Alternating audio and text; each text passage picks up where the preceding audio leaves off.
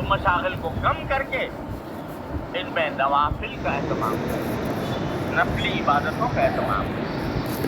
اگر روزہ رکھ سکتا ہے تو روزہ رکھے، نفلی عبادت کوئی بھی زیادہ کرے، تلاوت عام دنوں میں سے کرتا ہے اس سے زیادہ کر لے،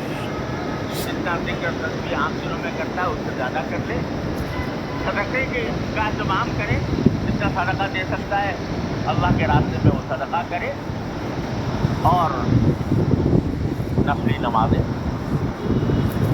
جتنی بھی اللہ تعالیٰ توفیق دے اس کے ساتھ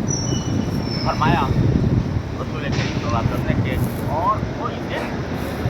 اللہ کو اتنے محبوب نہیں ہے عبادت کے لیے جتنے یہ دن۔ ایک اور بات صحیح یہ وہ عمل مستحب ہے، واجب نہیں، فرض نہیں، لیکن وہ کیا کہ جس کو قربانی کرنی ہے قربانی کے دنوں میں، چاہے وہ فرض قربانی ہو یا نفل ہو، اگر قربانی کرنی ہے، ظاہر ہے اگر فرض ہے یا واجب ہے تو کرنی کرنی ہے، لیکن اگر کرو واجب نہیں ہے پھر بھی کسی نے ارادہ کر رکھا ہے کہ میں نفلی قربانی کروں گا، تو نفلی قربانی بھی اگر کرنی ہے تو یکم ذی الحجہ کی،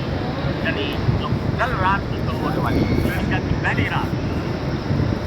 اس وقت سے لے کر قربانی کرنے تک نہ اپنے بال کاٹے نہ اپنے ناخن کاٹے۔ یہ عمل مستحب ہے، فرض تو نہیں، واجب بھی نہیں، اگر کوئی کاٹ لے تو کوئی گناہ بھی نہیں، لیکن فضیلت میں آتا ہے کہ نہ کاٹے، جب کیوں نہ کاٹے، ناخن بھی نہ کاٹے اور بال بھی نہ کاٹے، وہ حکمت ظاہر یہ ہے کہ یہ زمانہ جو ہے نا یہ حج کا زمانہ، اور حجاج اس زمانے میں احرام باندھ کر بیت اللہ کی طرف جاتے ہیں۔ افسوس ہے کہ ابھی ہماری بدعمالیوں کی وجہ سے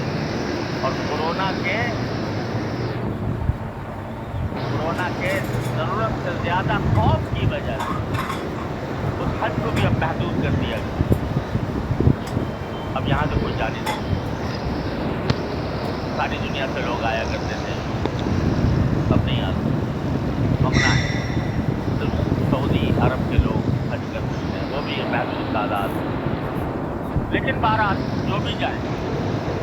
تو یہ زمانہ حج کا ہے جس میں بندے احرام باندھ کر بیت اللہ کی طرف چلتے ہیں۔ احرام کی حالت میں بال بھی نہیں کاٹے جاتے، ناخن بھی نہیں کاٹے جاتے، منع ہے، آرام سے۔ تو جو لوگ حج پر قدرت نہیں رکھتے یا جو حج نہیں کر رہے ان کو کہہ دیا گیا بھائی تم یہ ناخن سے کاٹنے سے بچ کر اور بال کاٹنے سے بچ کر تھوڑی سی مشابہت پیدا کر لو میرے ان دیوانوں کی کہ جو احرام باندھ کر میرے بیت اللہ کا حج کرنے کے لیے آتے، ان کی مشابہت پیدا کرو اور یہ کہہ سکو کہ تیرے محبوب کی یا رب شباہت لے کے آیا ہوں، حقیقت اس کو تو کر دے، میں صورت لے کے آیا ہوں۔ تو شباہت پیدا کرنے کے لیے یہ فرمایا گیا مستحب ہے کہ تم بھی بال نہ کاٹو اور ناخن نہ کاٹو تاکہ تم آگے ہو جاؤ تم حجاج کے جو احرام باندھے ہوئے ہیں،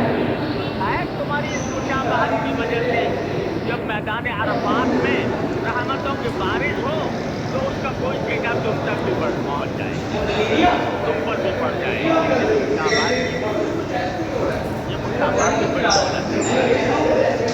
ظاہری اعتبار سے کسی اللہ والے کے ساتھ مشابہت پیدا کر لینا، اس کے کسی عمل کے ساتھ مشابہت پیدا کر لینا، یہ بھی ایک دولت ہے، اور اس پر بھی اللہ تعالیٰ کی رحمتیں متوجہ ہو جاتی ہیں۔ اس لیے یہ حکم دیا گیا ہے کہ ذوالحجہ شروع ہونے کے بعد، یعنی ذوالحجہ کی پہلی رات تک قربانی نہ کر لو اس وقت تک کے لیے نہ بال کاٹو نہ ناخن کاٹو. البتہ اس کو فرض واجب نہیں کیا. شریعت نے عجیب ہمارے آسانی کا ہر جگہ لحاظ رکھا ہے کہ ایسا بھی نہ ہو کہ لوگ تنگی میں پڑ جائیں. اس واسطے کہہ دیا کہ فرض نہیں، واجب نہیں، لیکن مستحب ہے. ایسا کرو گے تو انشاءاللہ اس کا ثواب ملے گا. تو بھائیوں، یہ زمانہ آ رہا ہے اور انشاءاللہ شروع ہونے والا ہے. اللہ تبارک و تعالیٰ کی رحمت سے یہ خاص دن ہے. ایک اور بات وہ یہ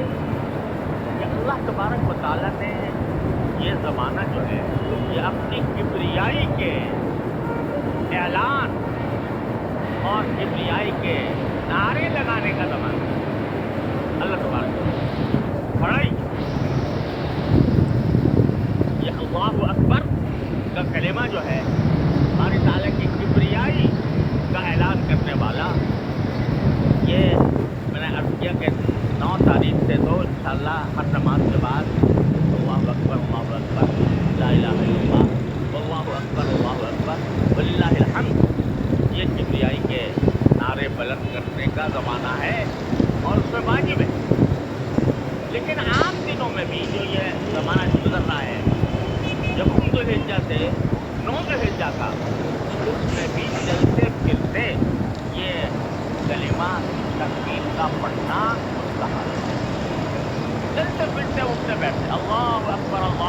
لا الہ الا اللہ واللہ اکبر وللہ الحمد. چلتے پھرتے اٹھتے بیٹھتے. بعض صحابہ کرام سے مروی ہے کہ وہ اس زمانے میں حضرت ابو ہریرہ، حضرت عبداللہ بن عمر رضی اللہ